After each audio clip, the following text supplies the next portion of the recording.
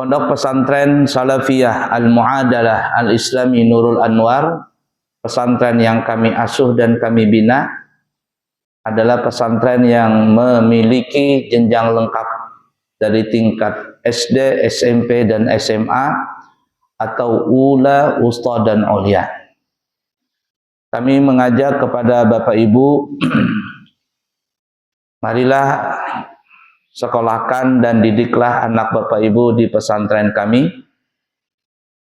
Maka kami siap insya Allah untuk membimbing anak Bapak Ibu untuk menjadi penerus dakwah Nabi kita Muhammad sallallahu alaihi wasallam. Dan kami terima dari tingkat SD dan juga kami terima pindahan dari sekolah lain. Dan bagi anak-anak yang berprestasi, maka insya Allah kami akan membantu untuk menyekolahkan anak itu sampai sekolah ke luar negeri. Kemudian insya Allah kami akan mengadakan wisuda kelulusan anak santri kami di tanggal 17 Mei 2026. Kami mengundang seluruh jamaah Masjid Madinatul Iman, Bapak Ibu, untuk bisa menghadiri acara wisuda guna mendoakan anak-anak santri kami yang lulus sehingga mereka bisa mendapatkan ilmu yang bermanfaat dan mengamalkannya.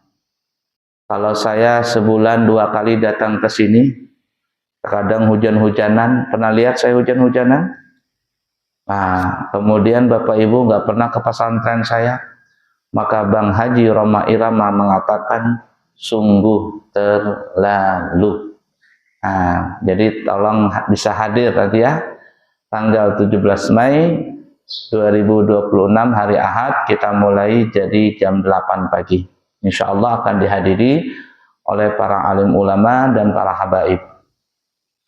Kemudian insya Allah kami juga akan mengadakan keberangkatan umrah di bulan Juli.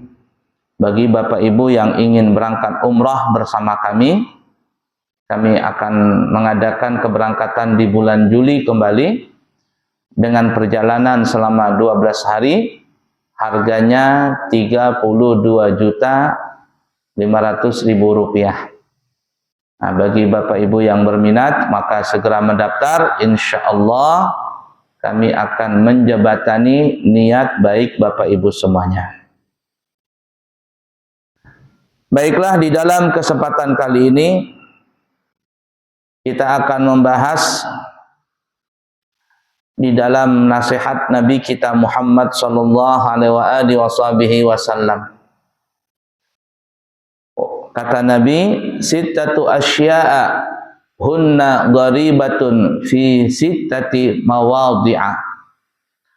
Ada 6 perkara, yang 6 perkara itu terasa asing di 6 tempat. 6 perkara ini di tempat yang 6 ini asing sekali. Apa itu? Yang pertama, al-masjidu gharibun fima baina qaumin la yusalluna fi.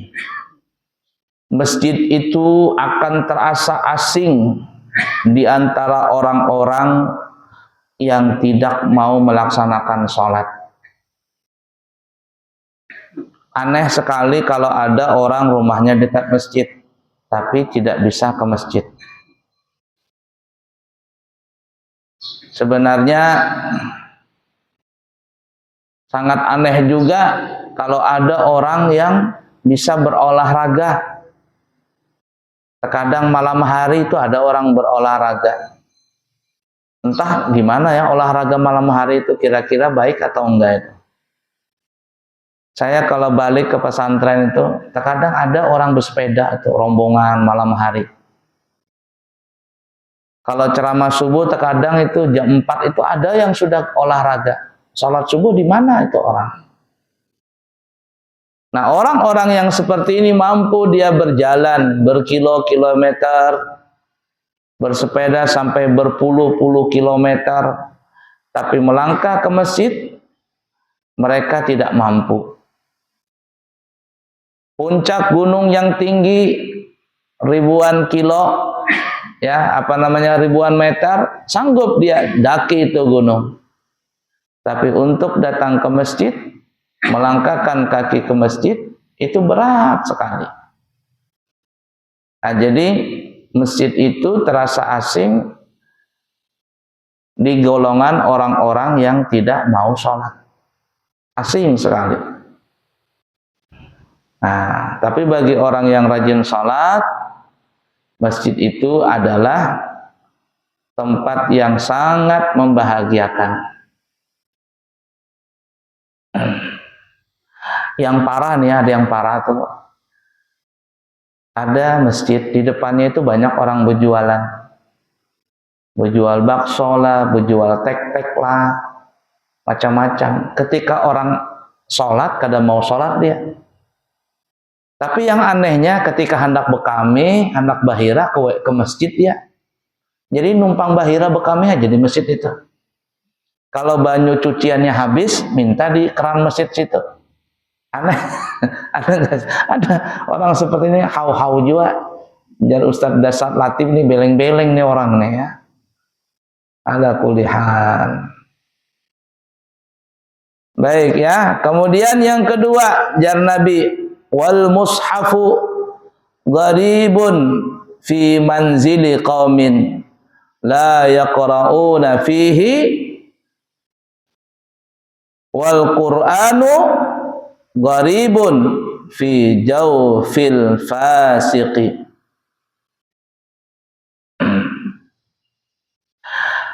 Kata Nabi, Al-Quran itu sangatlah asing di rumah-rumah yang tidak pernah dibacakan Al-Quran. Jadi asing Al-Quran itu.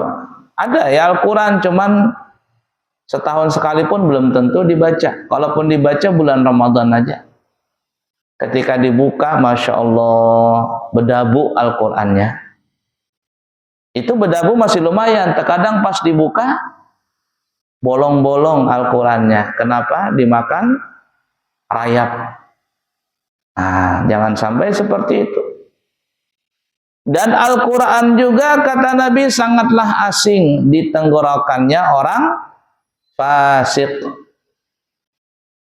Orang fasik. Orang fasik itu bahasa kitanya orang yang suka bermaksiat.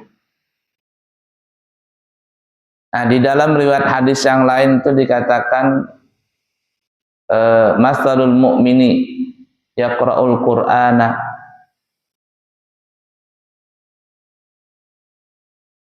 orang beriman itu kata Nabi membaca Al-Quran itu kamasalil utrujah, bagaikan apa utrujah itu bahasa katanya jeruk yang harum itu apa namanya, sangkis apa namanya yang harum itu nah. Orang beriman tuh. Nabi mengatakan orang beriman. Bukan Nabi tidak mengatakan orang Islam, karena kalau orang beriman itu pasti orang Islam. Tapi kalau orang Islam belum tentu orang beriman. Bedanya orang Islam dengan orang beriman itu adalah kalau hari raya itu jatuh pada hari Jumat. Kalau Idul Fitri kemarin kan jatuhnya pada hari apa itu? Hari Sabtu. Kalau Muhammadiyah kan Jumat. Nah, itu kelihatan tuh. Yang sholat id itu semuanya orang Islam tuh. Ini masjid kita Madinatul Iman 2 tingkat. Hibak ada atas bawah. Hibak. Di teras hibak ada. Penuh tidak? Penuh. Sampai keluar-luar enggak? Sampai keluar-luar. Bukan hanya di masjid saja orang mengadakan sholat id di musola, di lapangan, di mall, di hotel. Siapa mereka itu?